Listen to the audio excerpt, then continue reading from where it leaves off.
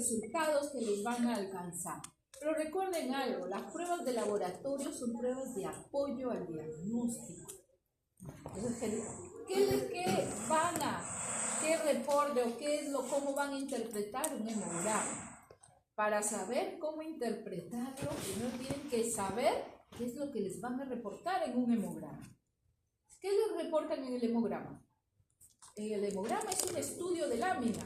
Esa sangre del paciente es extendida en una lámina y les reportan todo eso. La pregunta es, ¿por qué les interesa saber cuántos glóbulos blancos, cuántos glóbulos rojos, cuál es la hemoglobina del paciente, por qué el hematocrito, por qué esa fórmula diferencial? Bueno, en general sirve también para que se pueda diagnosticar ciertas enfermedades y poder saber el estado de salud de la paciente. Ok. Es una... Está bien, pero ¿qué reportan? Los glóbulos rojos, ¿qué asociamos? Anemia. Puede ser una baja hemoglobina. Una baja hemoglobina, por lo tanto, menos. El recuento del leucocito puede ser asociado con, o sea, si está en un proceso de infección o está en un proceso ya de finalizar la infección. Y también si tiene un buen sistema inmunológico. Hay que tener en cuenta algo. ¿Dónde nacen estas células sanguíneas? En la médula ósea. Pero la médula ósea se diferencia, tiene un proceso de diferenciación celular. Y hablamos de células madre, tanto mieloides como linfoides. Y cada una me va a formar a estas células sanguíneas. Por ejemplo, ¿quién me forma los glóbulos rojos? ¿Qué células madre? Las mieloides. Pero también me va a formar a las plaquetas. Pero lo más importante, me va a formar a las células que me defienden. A los glóbulos blancos, pero específicamente a los neutrófilos, a los eosinófilos y a los basófilos. ¿Por qué? Porque resulta que esta célula madre mieloide forma mieloblasto, y el mieloblasto al madurar va a formar gránulos. La serie granulocítica. Y esta serie granulocítica va a conformar a estos glóbulos blancos que tienen gránulos. Por eso parte del mieloide, del mieloblasto. En cambio, la célula madre linfoide se diferencia en linfoblastos. Y estos linfoblastos van a dar pie a los linfocitos B, a los linfocitos T y a los natural killer. Las células citolíticas naturales. ¿Y esas tres qué hacen? ¿Qué hacen los linfocitos? Uno de esos dos, creo que el linfocito T, se encarga de poder, digamos, como recibir cuáles son los anticuerpos o los cuerpos extraños dentro del organismo, y ellos liberan ciertas sustancias químicas para que los linfocitos les vayan a atacar dentro del mismo organismo. Claro, los linfocitos T, CD4 y CD8 son los que nos protegen, son los que salen y se van al órgano, a la célula donde comienza el proceso infeccioso. Realmente los linfocitos, ¿en qué procesos están aumentados? Los linfocitos. Infecciones. ¿Pero de qué tipo?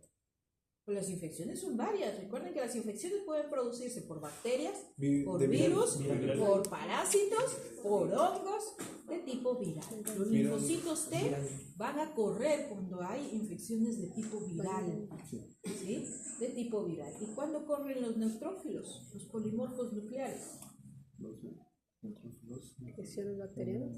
Bacterianas, en las infecciones bacterianas. Cuando hay parásitos, ¿quién corre a fagocitar a esos parásitos? Los eosinófilos. ¿Sí? Los eosinófilos. Bien, ahorita les explico eso. Recuerden que la sangre tiene tantos glóbulos rojos, glóbulos blancos o llamados también leucocitos, plaquetas, y el resto es plasma. Todas estas células están inmersas en el plasma. ¿Sí? En el plasma. Ahora, ¿por qué es importante medir los glóbulos rojos? ¿Cuál es la función de los glóbulos rojos? Transportar oxígeno. Transportar oxígeno. ¿Cómo la transporta? Por los sanguíneos. Proteínas. Las Proteínas. ¿Y cuál es esa proteína? Hemoglobina. Quiero que tengan en cuenta algo. Si el eritrocito nace de la célula madre mieloide, se dan cuenta que tiene núcleo. Aquí el eritrocito todos sabemos que no tiene núcleo. ¿Qué es lo que pasó? ¿Por qué pierde el núcleo? La diferenciación natural que tienen nuestras células es perder núcleo en los eritrocitos porque necesita ese espacio del núcleo para llevar oxígeno. Entonces sí, el eritrocito en un inicio nace con núcleo, ya lo vieron, y después lo pierde. Cuando ya madura el eritrocito, pierde el núcleo y lleva solo oxígeno. Todo se llena de oxígeno. Los glóbulos blancos, en cambio, no. Los glóbulos blancos vemos que se diferencian de los rojos porque sí tienen núcleo. ¿Sí? Ahora, ¿cuál es la función que tienen los leucocitos? En general, ¿cuál es la función de un leucocito? No hablo de linfocito ni de neutrófilos. ¿Cuál es la función del leucocito? Defensa. Nos defiende. Ahora sí, si hay, les van a reportar, recuerden que les he dicho que dentro del hemograma les van a reportar recuento leucocitario. Quiere decir que les van a reportar cuántos leucocitos tiene el paciente. Lo normal es tener aproximadamente de 4.000 a 10.000 células por milímetro cúbico de leucocitos. ¿Qué pasa cuando hay demasiado leucocito? Hasta un proceso infeccioso. Infeccioso, un proceso alérgico, parasitario, bacteriano, viral. Aumentan porque se van a pelear. También, profesora, puede ser por enfermedad autoinmune. Por baja de leucocitos. ¿Sí? ¿Qué faltan todavía? ¿Ustedes dónde se han ido? Sí. ¿Y dónde se ha ido usted? ¿Dónde se han ido? Yo también quiero comer, pero me quedo aquí porque el grupo anterior se demora. ¡Ay, busque! Sin mandil no entran aquí. Tarde tal vez, pero sin mandil no. Ustedes se pasan, ¿y por qué no tan tarde? ¿No vienen de teoría o tienen clase? No.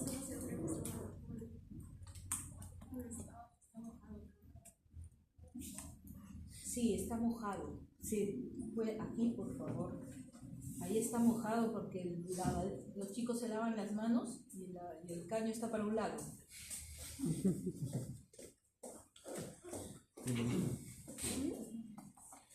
Las enfermedades autoinmunes destruyen los leucocitos, no les permiten. Por ejemplo, el lupus es una enfermedad autoinmune que todas nuestras células lo consideran extrañas. Los leucocitos son considerados extraños, entonces se destruye.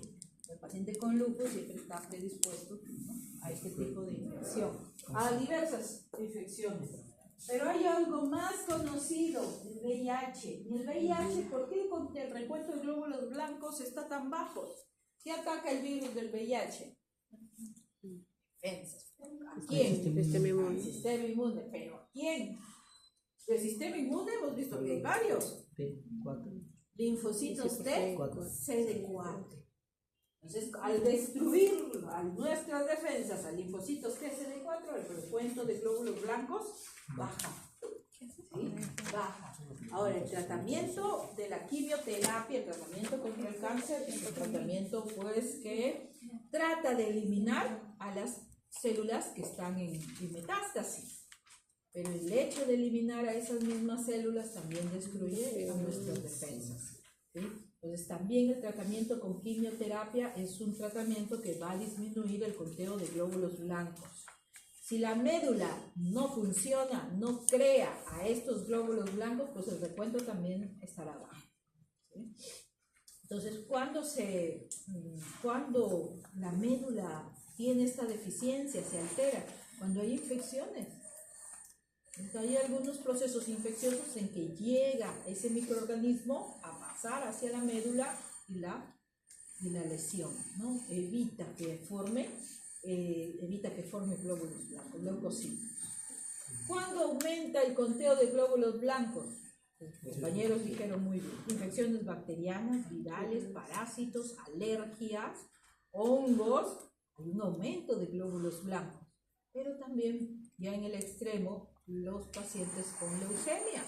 Los pacientes con leucemia, su recuento de glóbulos blancos sube al máximo. Entonces, hay otra enfermedad también, ¿no? Que también son cáncer, son enfermedades, las enfermedades de Hodgkins. ¿Sí? Ahí, pues, ¿cómo confirmarían un cáncer, una leucemia?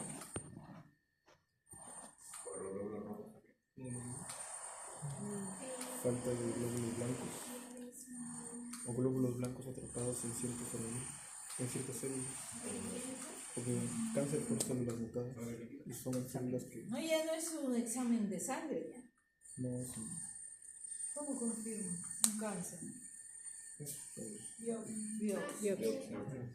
A los niños generalmente ya les sale ese recuento muy alto, ya tienen que, después de todo, se les hace los análisis bioquímicos, ya se ve. Porque hay marcadores también. Entonces ya se confirma con la biopsia. Con radiografías también, ¿no? Para saber si una persona también tiene cáncer. ¿No? Sí. Marcadores tumorales, pero no por radiografía. Radiografía, por ejemplo, no, mejor no. Ya cuando lleguen al mecanismo van a escuchar. Por ejemplo, si su paciente, eso es lo que me faltaba.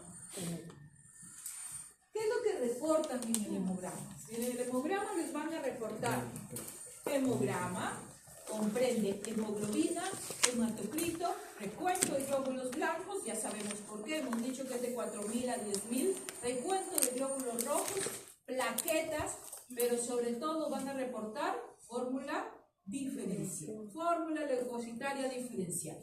¿Para qué me ayuda esta fórmula leucocitaria? Hemos visto que los leucocitos tienen neutrófilos, linfocitos, monocitos, eosinófilos y basófilos, ¿verdad? Todos expresados en porcentaje. Ahora sí, yo sé que de manera general están aumentados los glóbulos blancos, entonces yo puedo decir, aquí hay un proceso infeccioso. Ahora quiero saber qué proceso infeccioso. Para eso tienen la fórmula diferencial. Los neutrófilos les reportan dos maneras: neutrófilos maduros e inmaduros, abastonados, inmaduros, segmentados, maduros. ¿Cuándo hay aumento de neutrófilos? Cuando hay infecciones de tipo bacteriano. ¿Cuándo hay un aumento de eosinófilos? Parásitos. Cuando hay infecciones de tipo parasitarias o alergias. Cuando hay presencia de monocitos, porque los monocitos y los basófilos son muy poca cantidad, como ven. Los monocitos aumentan cuando hay procesos inflamatorios, artritis. Los basófilos, como ven ahí, dice de 0, basófilos de 0 a 1. Quiere decir que casi nunca aparecen. Pero ¿cuándo aparecen? Cuando hay procesos inflamatorios y cuando hay procesos infecciosos, llegan a aparecer. 1 por ahí. Quiere decir que no maduró, que salió a combatir y no terminó de fagocitar. Pero los linfocitos, ¿cuándo aumentan? Cuando hay infección de tipo viral. ¿Ok? Ahora sí. Si mi paciente me sale con un recuento de neutrófilos de manera general, aquí no les diferencio bastonado de segmentado, tiene 50% de neutrófilos, pero los eosinófilos reportaron 15%, los monocitos, 5% de monocitos, basófilos, 0, no hay nada de basófilos, linfocitos, 40% de linfocitos. Esta fórmula diferencial tiene que ser siempre igual al 100%. ¿Ok? Siempre tiene que ser igual al 100%. Ahora la pregunta es, si le sale 15% de eosinófilos, ¿de qué sospecho? Alergia. Parásitos, alergias. ¿Cómo lo confirmo? ¿Cómo confirmo que mi pacientito tiene parásitos, por ejemplo? Examen parasitológico. Simple examen parasitológico sería. Entonces se dan cuenta por qué necesitan el hemograma. Pero ustedes ya le mandaron a hacer examen de orina, examen de heces, hemograma, hemoglobina, hematocrito. ¿Ok?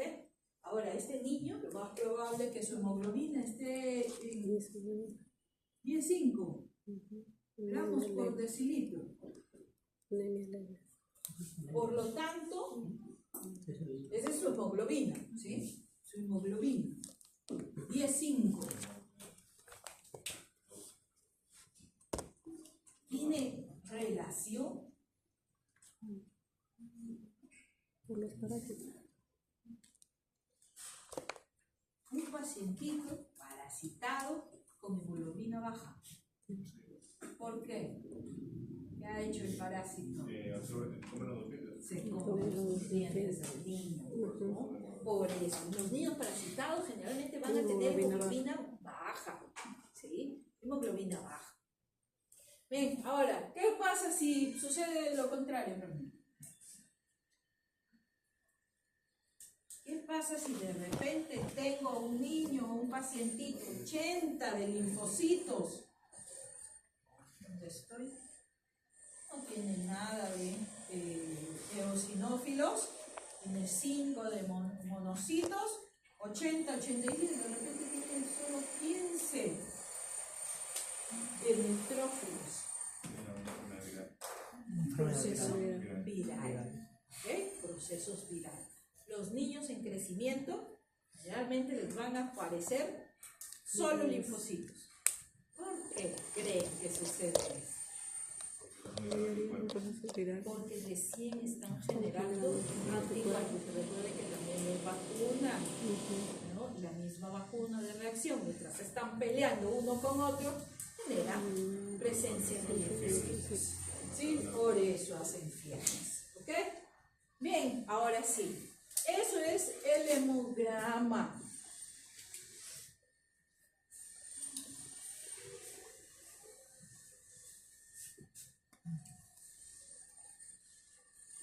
Para avanzar.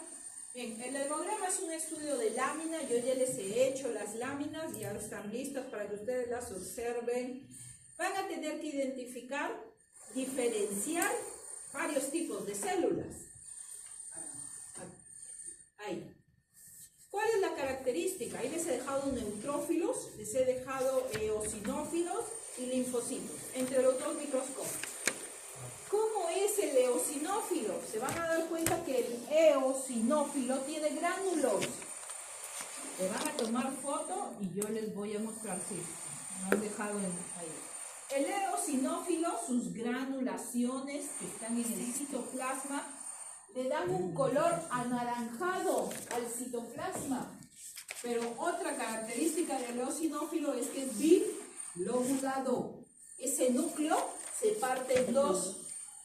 En cambio, los neutrófilos son multilobulados y las granulaciones apenas perceptibles.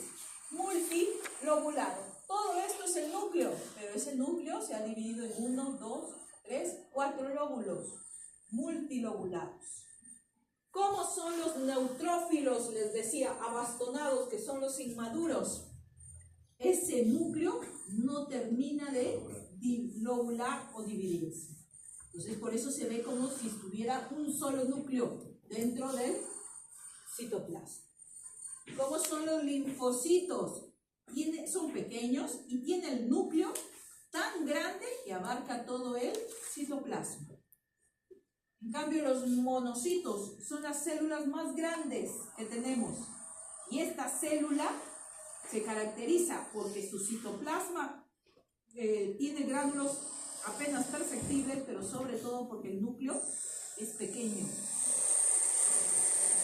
¿Cómo son los basófilos? Los basófilos, no tenemos basófilos por si acaso. Los basófilos se caracterizan porque estos gránulos son tan grandes y se tiñen tanto con el colorante que no deja ver el interior de la célula. Los eritrocitos, como ven, son células que no tienen núcleo. ¿Pero por qué se ve el centro blanco? Células bicóncavas. ¿Sí? Recuerden que los eritrocitos son bicóncavos. Ese hundimiento hacia el interior de la célula da ese aspecto de que el centro es blanco. Las plaquetas son todas estas estructuras pequeñitas que van a ver en el frotis. ¿Sí? Cuando lleven histología, les van a hablar de un colorante llamado eosina hematoxicina. ¿Por qué? Porque resulta que los tejidos tienen diferentes células. Células adiposas, ¿no? Células epiteliales. Resulta que la célula tiene diferentes cargas. El núcleo, por ejemplo, tiene carga negativa. Entonces, ¿qué colorante voy a traer? Aquel colorante que tenga carga positiva. Lo mismo pasa en el citoplasma. Las organelas, como la mitocondria, está llena de cargas positivas. Entonces, ¿cómo quiero? Si quiero colorear a una mitocondria, tengo que darle un colorante que tenga cargas negativas. Pero lo que quiero que entiendan es que ¿por qué se utilizan colorantes mezclados? ¿O por qué se utiliza cada cierto colorante para poder teñir tanto estructuras positivas como negativas? Si el núcleo es negativo, yo tengo que darle un colorante que atraiga el núcleo y se tiña. Lo mismo sucede con el citoplasma. El citoplasma tiene ambas cargas, entonces le doy ambas cargas, ¿no? El colorante que se utiliza para la coloración del hemograma es el colorante Rye. No sé si lo tienen en su guía.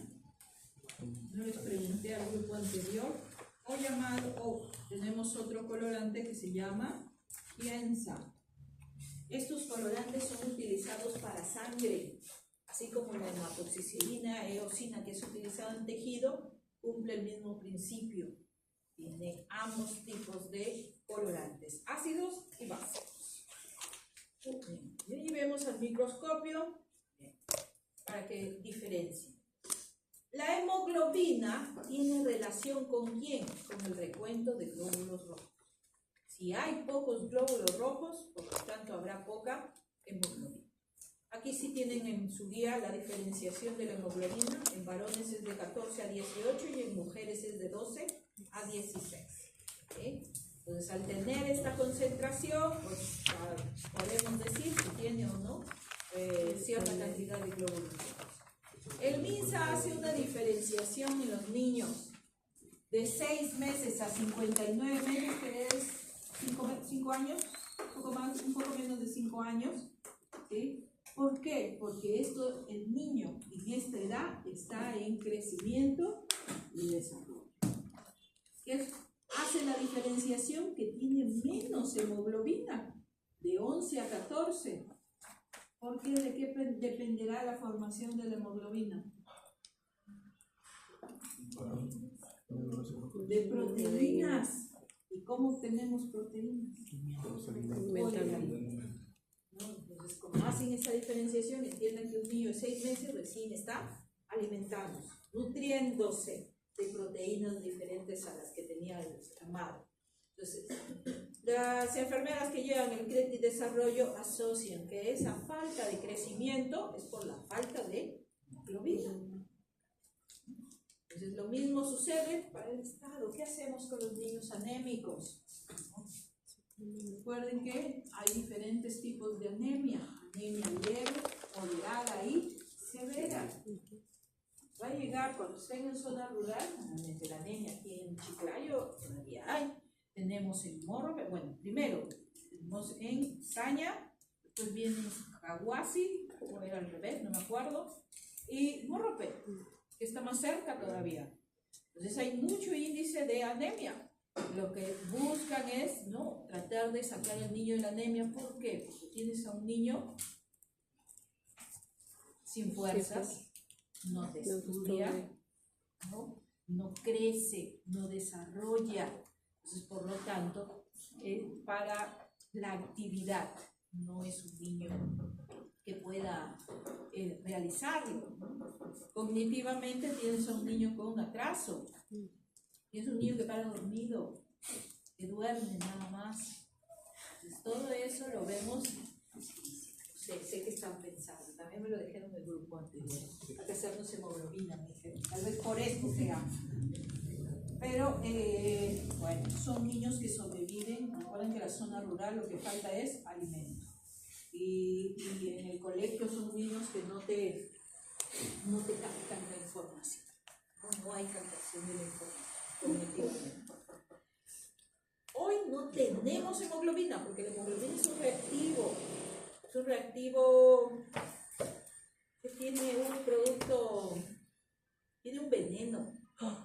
Y es muy difícil de tener permiso para su compra. Entonces, acá, ¿qué hacemos en el MINSA generalmente? Utilizamos los hematocritos. El hematocrito no es otra cosa más que estos tubitos de vidrio. Entonces, aquí lo ven, son unos tubitos de vidrio. Y esto se lleva a centrifugar más rápido, menos tiempo tiene su resultado.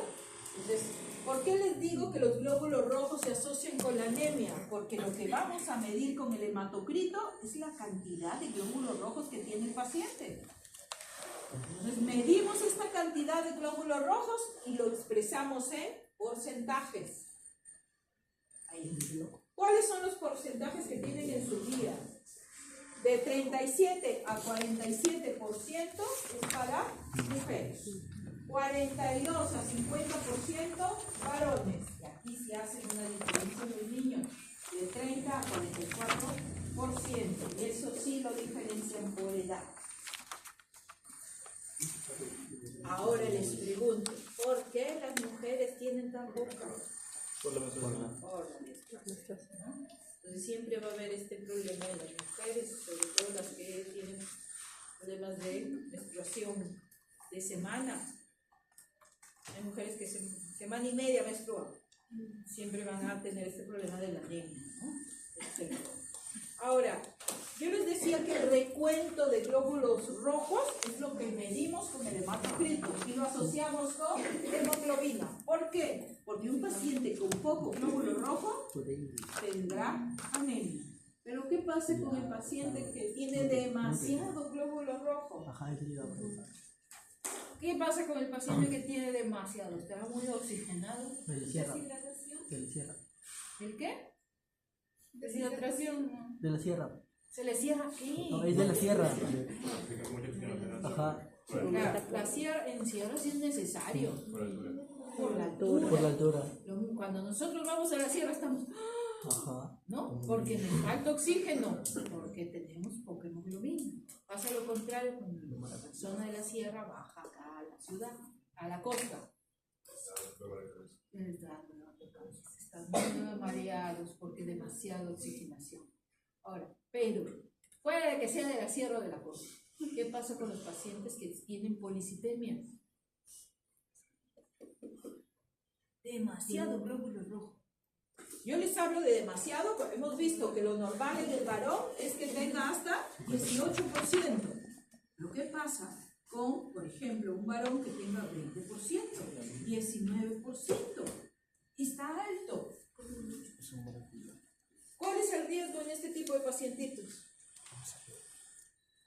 Que la sangre se coagule, que la sangre está tan espesa, viaja con tanta presión, ¿no?, que comienza a quedarse en ciertos puntos.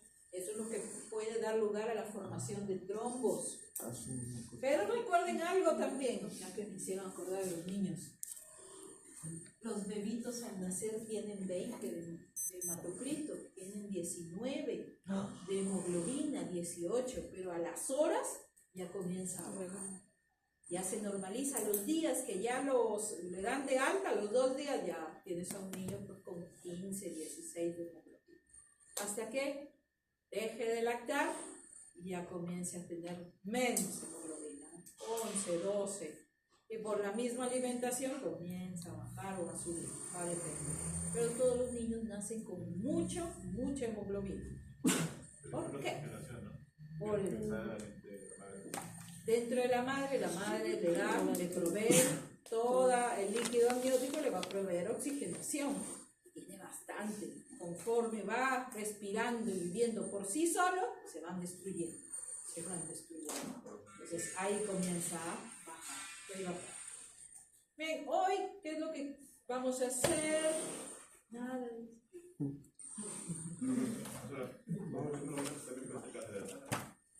¿Mucha hemoglobina? Sí, la poli. Glóbulos blancos son los que podría dar lugar a cáncer, a leucemias. A la sangre. Sí. Leucemia, mucho glóbulo blanco. Vamos a hacer hematocrito, por ejemplo, a su compañera del grupo anterior le salió 44% de hematocrit. Pero pasa y resulta que a veces solo les reportan hematocrito y no hemoglobina. Pues, ¿cómo puedo determinar que mi pacientito está en anemia? ¿Qué es lo que hay que hacer? Se los digo porque el día del serum van a necesitar. Porque se van a ir a zona rural y en zona rural es lo único que hay. 44 por 0,33 les va a dar lugar a 14.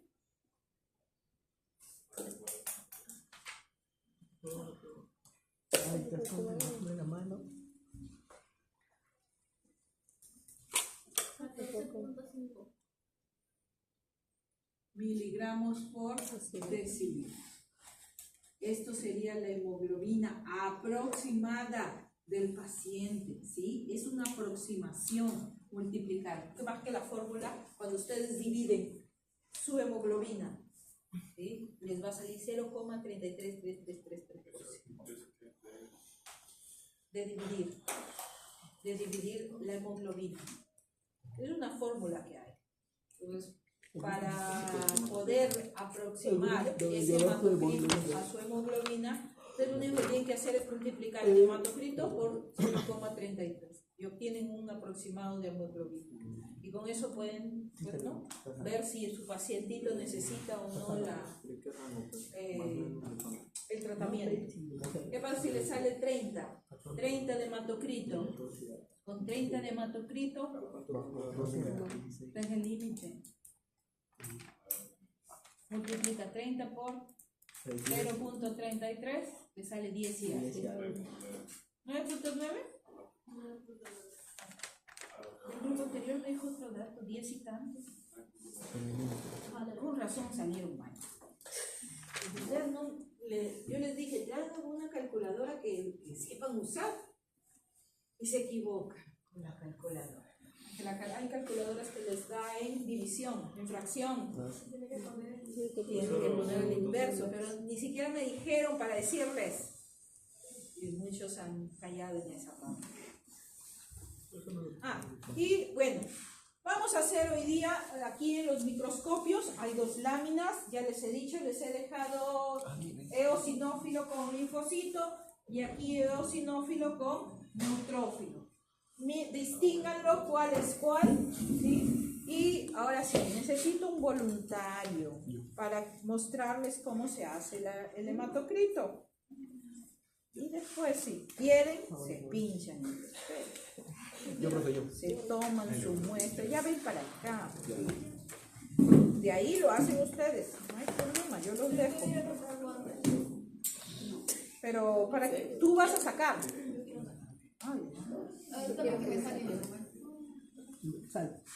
Vengan un ratito, párense, vengan y miren y después